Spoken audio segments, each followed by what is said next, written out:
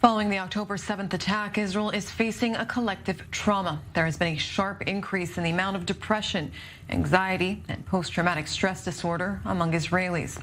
In fact, a recent study found that 1 in 3 exhibit PTSD symptoms since Hamas's brutal ISIS-style onslaught, in which mostly civilians were killed, raped, and mutilated by bloodthirsty terrorists. Now, roughly 1,600 IDF soldiers have suffered from signs of stress, shell shock, and combat fatigue since the start of the war in Gaza and have been treated by military combat fatigue teams on the ground. And joining me now in studio is IDF Major Rocky Abramson. He's a combat psychologist. Thank you very much for joining me today. I want to ask you, immediately after the October 7th massacre, you sat down with those soldiers that had come face-to-face with these Hamas terrorists. What did you hear from them, and how did their PTSD manifest? What were some of the symptoms that they told you about? Okay, so on the 7th, I signed for my gear, and on the 8th, I wanted to go in, and the brigade I was with said, we're going north, and I had to drive in my own car. I got there on the 9th. And my function is undefined, so I do whatever I want pretty much. And the mental health officers didn't show up. They were afraid there were terrorists all over the place. So after they didn't show up, I was told to speak with people who had been removed from combat function. And I spoke to the recon unit who'd lost lots of commanders. I spoke to somebody from field intelligence who wasn't in my unit, but he was there. And I spoke also to the ladies who do the observation, the field intelligence people who run all the cameras and stuff. And as far as the combat soldiers, they were encountered, and there are about 9 of them encountering at least 3 times the amount of enemy. And they weren't properly armed. They just had magazines, and they came across 3 or 4 times the force with RPGs and grenades as well. And how does their PTSD manifest itself? Have they been having trouble with anxiety, sleeping? What are some of the symptoms of that PTSD? First of all, you can't really, lots of soldiers, first of all, no soldier has trouble sleeping, falling asleep. They stop, they fall asleep. But they can have nightmares. But these soldiers were not functioning, and the commander said, "You're out of combat for now." So I spoke to a number of them, and 2 of them had a motivation problem, where they just didn't like getting shot at. So they said, "We're out of here." And so I don't know that there were really no manifestations of post-traumatic stress syndrome. That wasn't their thing, combat. And the other guys were sort of okay because they were kept busy. And one was sent to his room just to rest for a couple of days by himself, and he was not in good shape. But I looked at their level of behavior. I spoke to them about what they encountered. And some of them, when the commanders were killed, when there's no command, that really increases stress because nobody knows really what to do. And that was, and because so many commanders were killed, that was one of the main sources of stress for these soldiers. The other source of stress is when you're outmanned and outgunned, because you don't know that you don't have the resources, not the psychological resources, the technical resources to deal with it. So most of these guys, I talk to them about what happens under stress, and I say most people, snap out of it. And I said, you guys look like you're okay, and I think that you're ready to go back in, and most of them did. Exactly, and so that was my question. You actually recommended for some of those soldiers to go back into combat. Tell me a little bit about the reasoning behind that decision. Their level of functioning. I look at them. If somebody's, I've seen people who are like forget it. After the operation in Gaza about 10 years ago or so, Tzuk it was called in Hebrew, I spoke to a paratrooper battalion. And a few guys came up. I talked to them about stress management. This was when they came out of Gaza.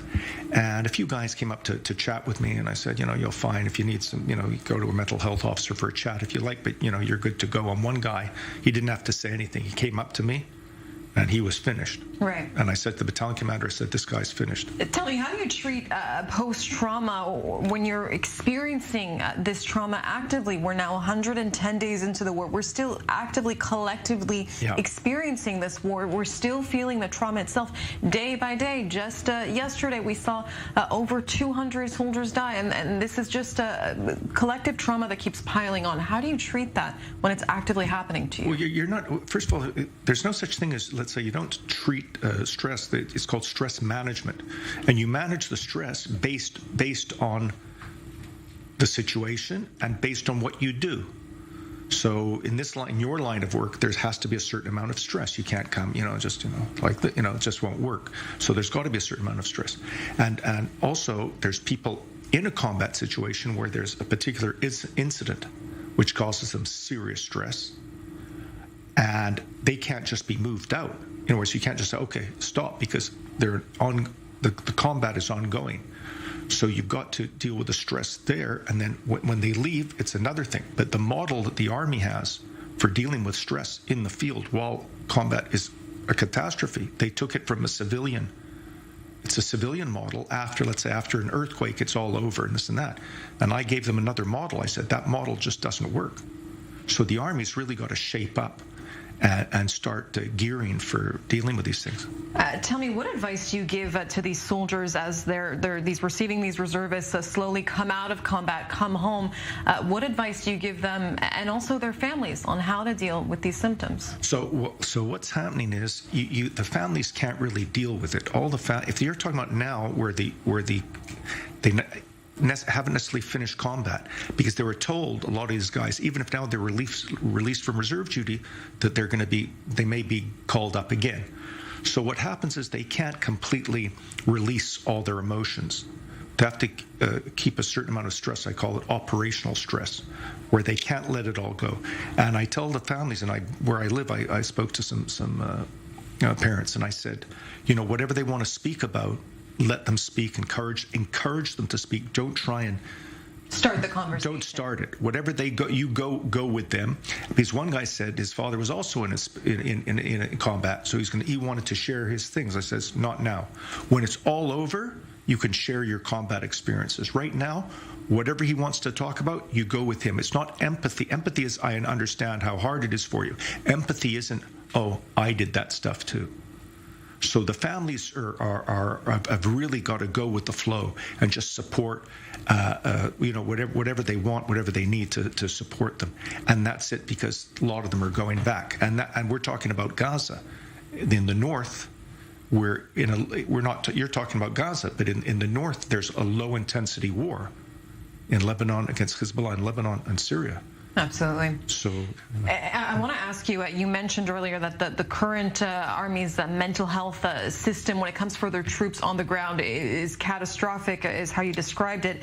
How is the Army's mental health department preparing to deal with this huge influx? Well, okay, so there's two things. First of all, there's a flaw in the question, in that there's no one body. There's no head psychology officer in the Army. The Army split up psychology into individual psychology, headed by a psychiatrist who's never been in the field, who belongs to the medical corps. And then there's the social psychology department. And there, most of the people aren't even psychologists, and they don't communicate. Now, to separate individual psychology from social psychology is conceptually wrong.